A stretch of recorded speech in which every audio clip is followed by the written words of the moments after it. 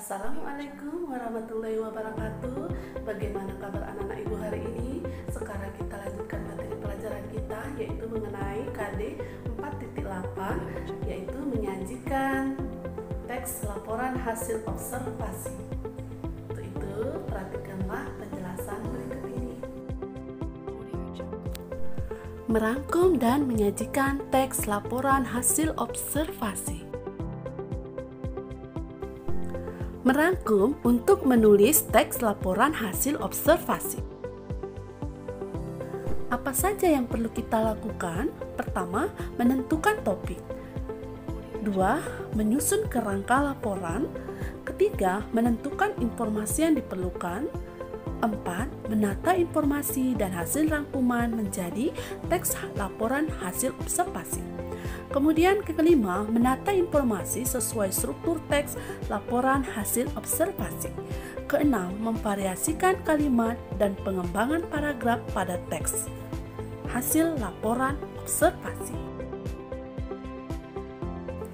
Kita bahas satu-satu. Menentukan topik. Karena teks laporan hasil observasi itu bersifat faktual dan bersifat ilmiah, maka kita harus mencari sumber rujukan. Jadi, sumber rujukan itu bisa berupa buku ilmu pengetahuan, bisa juga artikel, bisa juga film dokumenter. Objek apa sih yang bisa kita jadikan topik? Objek yang bisa kita jadikan topik yaitu bisa tumbuhan, hewan, fenomena alam, objek buatan manusia, dan lain-lain. Selanjutnya, menyusun kerangka laporan. Seperti apa sih kerangka laporan yang harus kita buat? Ketika kita menyusun kerangka laporan, kita harus mempertimbangkan apa saja yang dilaporkan berkaitan dengan objek atau peristiwa tertentu. Karena setiap objek, setiap peristiwa itu beda yang akan kita jadikan kerangka. Misal, kalau kita membahas tentang hewan, apa yang membuat kita buat kerangkanya? Ya, bisa saja definisinya, jenis-jenis hewannya.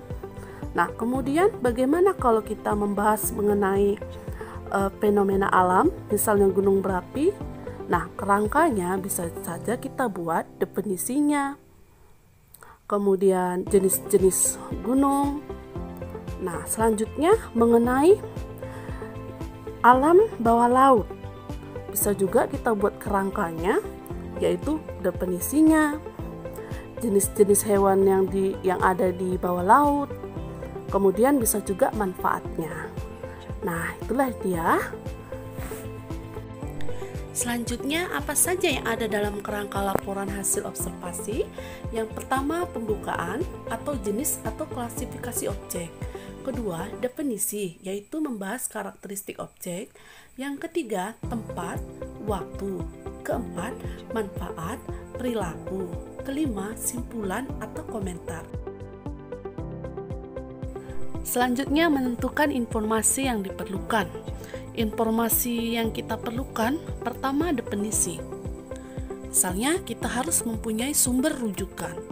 Bisa saja dari buku, ensiklopedia, kamus, internet, atau film dokumenter. Nah, kemudian yang kedua, deskripsi. Deskripsi itu berupa ciri fisik, manfaat, habitat, perilaku. Apa saja sih contohnya? Contohnya, kita bisa melihat film tentang flora dan fauna. Berikutnya, menata informasi dan hasil rangkuman menjadi teks hasil laporan observasi. Jadi, setelah kita punya bahan rujukan, sudah kita baca, sudah kita cari informasinya, kita data. Misalnya seperti ini. Contohnya, misalnya membahas tentang musang. Di sumber 1, informasinya apa saja yang kita dapat, kita catat. Kemudian sumber 2, misalnya informasi apa saja yang kita dapat, misalnya penampilan bagaimana, habitatnya di mana, makanannya apa, musuhnya siapa, kemudian daftar istilah apa saja yang kamu dapat, kamu catat. Minimal kita cari 3 sumber. Jadi, dari ketiga ini bisa kita jadikan bahan perbandingan. Selanjutnya, setelah kita cari sumbernya, kemudian setelah kita mencari informasi-informasi yang ada, kemudian kita tulis rangkumannya sehingga ini bisa menjadi teks laporan hasil observasi. Menata informasi sesuai struktur teks hasil laporan observasi. Misalnya kita tadi membuat rangkumannya masih acak tidak sesuai struktur. Nah, sekarang kita mulai menata informasi tadi.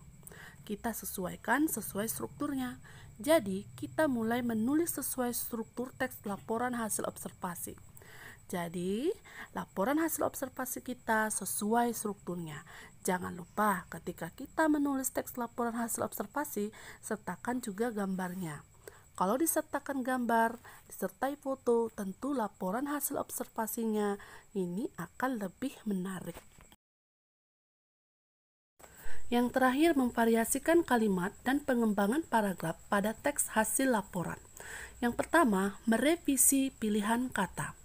Merevisi pilihan kata maksudnya di sini adalah memperbaiki pilihan kata yang kita gunakan. Kalau kita banyak menggunakan kata-kata yang berulang, harus kita revisi atau kita perbaiki. Kemudian yang kedua, variasikan kata kunci definisi dengan sinonim. Maksudnya di sini kita jangan hanya menggunakan kata kunci definisi adalah, tapi bisa kita variasikan dengan menggunakan kata kunci ialah, yakni, merupakan. Kemudian yang ketiga, variasikan kata kunci klasifikasi dengan sinonim, yaitu sinonimnya pengelompokan. Nah, setelah kalian merevisi, berarti tulisan teks laporan hasil observasi kalian sudah jadi. Demikianlah pembelajaran kita hari ini. Semoga apa yang Ibu jelaskan bisa kamu mengerti. Untuk itu anak-anak Ibu tetap jaga kesehatan dan tetap semangat belajarnya. Wassalamualaikum warahmatullahi wabarakatuh.